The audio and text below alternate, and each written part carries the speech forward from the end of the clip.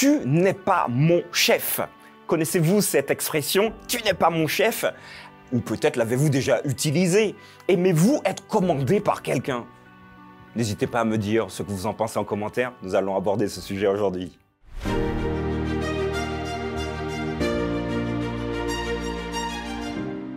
La pensée du jour se trouve dans 1 Corinthiens chapitre 6, versets 19 à 20.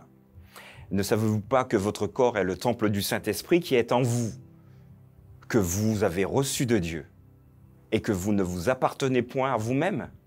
Car vous avez été rachetés à un grand prix. Glorifiez donc Dieu dans votre corps et dans votre esprit qui appartiennent à Dieu.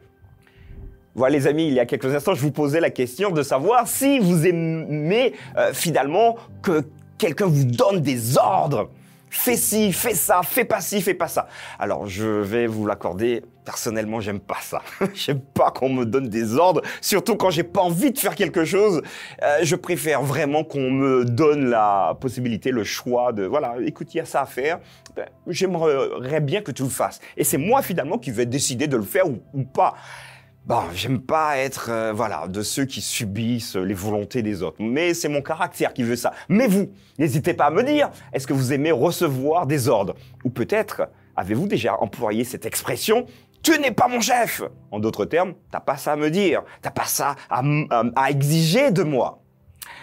En tout état de cause, pour le chrétien, il y a une perception que vous et moi devrions avoir. Paul, écrivant encore à cette communauté de Corinthe, visiblement les Corinthiens avaient beaucoup de choses à apprendre et je crois aujourd'hui que vous et moi, nous sommes croyants, chrétiens, engagés, nous avons également énormément de choses à apprendre de Paul. Et il leur dira, ne savez-vous pas que votre corps est le temple du Saint-Esprit qui est en vous et que vous avez reçu de Dieu et que vous ne vous appartenez point à vous-même?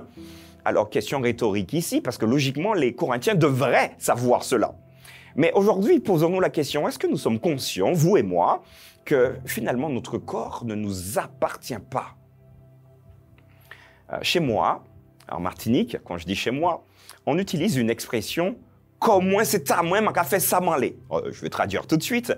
Mon corps m'appartient, j'en fais usage comme bon me semble. Je crois que la traduction est pas mal.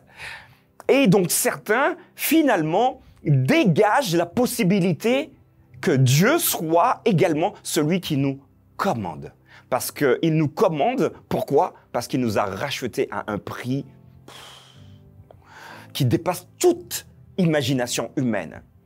Alors, chers amis, vous qui nous suivez régulièrement, j'aimerais vous apprendre peut-être un élément fondamental. Votre corps, mon corps, notre corps, ne nous appartient pas et nous ne pouvons pas faire ce que nous voulons à partir du moment où nous avons décidé de suivre le Christ. Alors effectivement, si vous rejetez le Christ, vous pouvez dire « Ah ouais, comme moi c'est ta main, m'a fait ça m'aller ». Donc la traduction était un tout petit peu plus haut, mais vous avez compris. Et peut-être même que certains vont apprendre maintenant le créole martiniquais. Par conséquent, nous pouvons avoir cette approche de dire « Seigneur, je reconnais que je me suis engagé avec toi, et que maintenant j'ai un chef, quelqu'un qui dirige ma vie.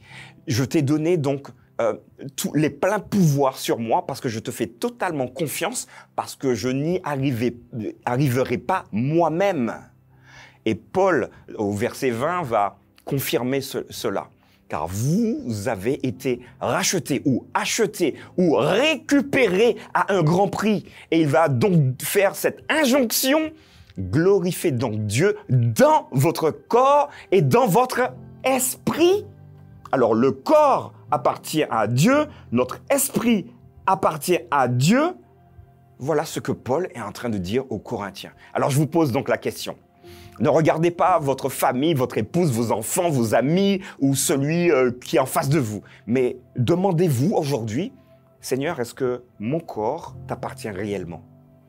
Est-ce que mon esprit, je fais tout pour que mon esprit t'appartienne réellement? Laissez-moi vous dire qu'à partir du moment où on décide de se soumettre à Dieu, là, il peut faire ce qu'il veut de nous et nous ne pourrons pas avoir cette expression « je fais ce que je veux, mon corps m'appartient ». Alors, je sais bien que parfois, on a envie de dire « tu n'es pas mon chef », mais nous ne pouvons pas, parce que nous sommes engagés, dire à Dieu, tu n'es pas mon chef. Alors, reconnaissons en Dieu, en Jésus, dans le Saint-Esprit, notre chef, qui nous adjoint, qui nous propose, qui nous conduise dans une dynamique sans obligation, mais demandant l'acceptation personnelle.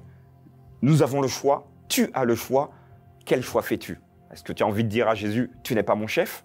Mais je pense que vous l'avez compris, l'idée pour nous, c'est de dire, oui Seigneur, je suis fier que tu sois mon chef.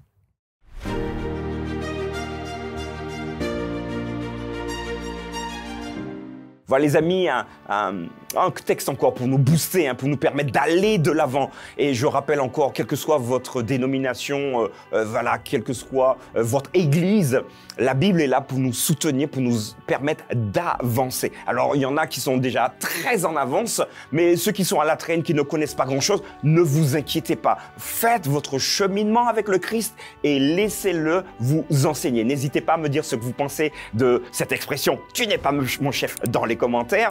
Partagez, discutez entre vous. Également, nous aurons le grand plaisir de nous retrouver demain pour une nouvelle pensée du jour.